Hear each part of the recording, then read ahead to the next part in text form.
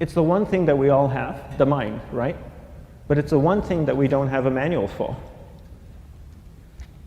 We buy a blender, we get a manual. Our iPhone comes with a manual. We get a car and it has a manual.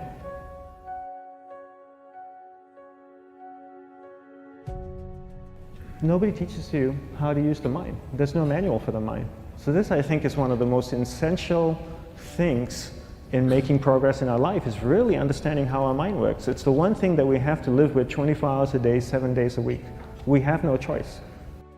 Imagine if most of you slept 8 hours a day, which most of you don't. You slept and you were awake 16 hours a day. In the 16 hours you practice your awareness just randomly moving from one thing to another, to another, to another. All day practice being distracted. What would you be good at after 6 months? You did the 16 hours a day, you just allow your awareness to jump from one thing to another, to another. I'll tweet right now, I'll switch to text messaging, then I'll go to email. Oh, my phone's ringing, so I'll answer the phone. And then somebody's speaking to me, so I'll have 2 conversations at one time. And I'll just do this 16 hours a day, 7 days a week. So you get it being good at distracted.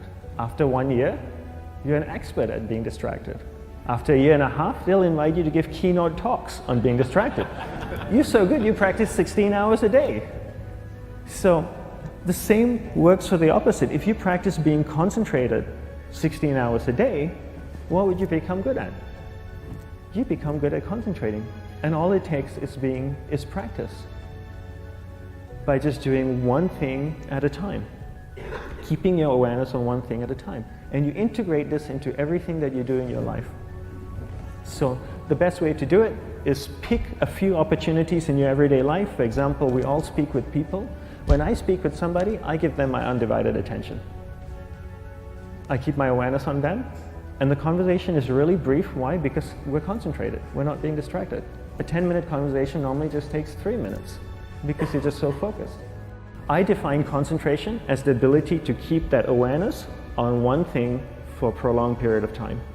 So if I can keep my awareness on Eric and not drift away and think about the wedding, or drift away and think about the vacation, or what I'm going to do later, then I'm concentrating on Eric. Every time it drifts away, I bring it back. And the more I practice this, the more I practice concentration. So concentration is the ability to keep your awareness on one thing for a prolonged period of time. And that's a very simple definition of concentration. How do you get better at concentration? You practice this. You practice this 24 hours a day, 7 days a week. And it's the only way to get good at it. And what's the best way to practice it? The best way to practice it is to integrate it into everything that you do in your life. Not to meditate 10 minutes in the morning. It doesn't work. You really need to look at your life the same way a sprinter in the Olympics looks at his life. You've all heard of Usain Bolt, the man that won the gold medal twice, 2 Olympics in a row, broke the world record. I don't know anything about him, to be honest. But if I was looked at him, he obviously sprints, he practices running, probably does a lot of long distance, he probably does a lot of stretching as well, I'm sure he gets massages. He looks like he eats the right kind of food.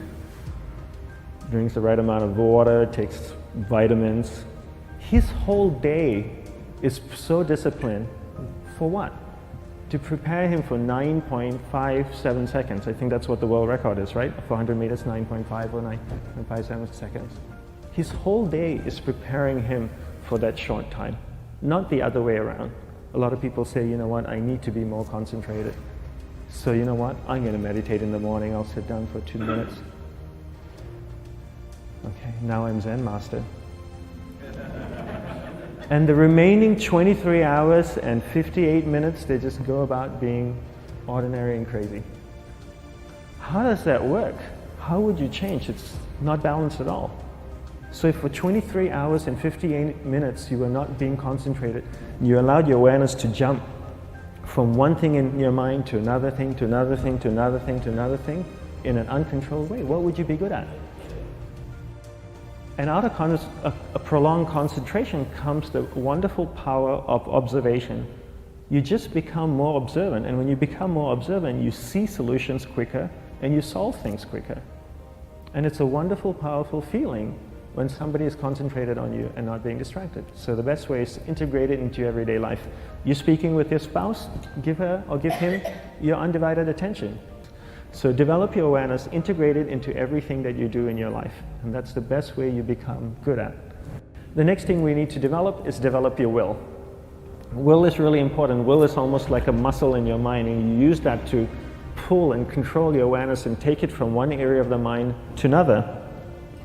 And the will needs to be developed, and same like concentration, if you don't cultivate the will, it doesn't grow. And this is something that really needs to be cultivated. How do you develop the will? There are 3 very simple ways to develop the will. 1 is you finish what you begin. 2 is you finish it well beyond your expectation, no matter how long it takes. 3 is you do a little bit more than you think you can do. All of those things require effort, and effort is will. It's so much easier to start a project than to finish a project, right? When you start a project, you're feeling creative, you're feeling inspired, you're full of energy. At the end of the project, you go, whose idea was this? So it requires tremendous amount of will to finish, and every time you complete something, you develop a little bit more will, and you have that muscle. And will is an amazing thing to develop, because once you develop will, that same will you can use in every aspect of your life to keep your awareness on one thing at a time, to finish projects, to see things through to the end, anything you want. The best way to develop will, bring it into your everyday life, into everything that you do. Give you an example, the way I integrate it into my everyday life, I try and finish what I begin. So for example, going to sleep. I sleep every night, so I put on my pajamas, I floss, I brush my teeth, I go to bed, I sleep, I wake up in the morning, I make the bed. Why? Because I'm finishing what I start.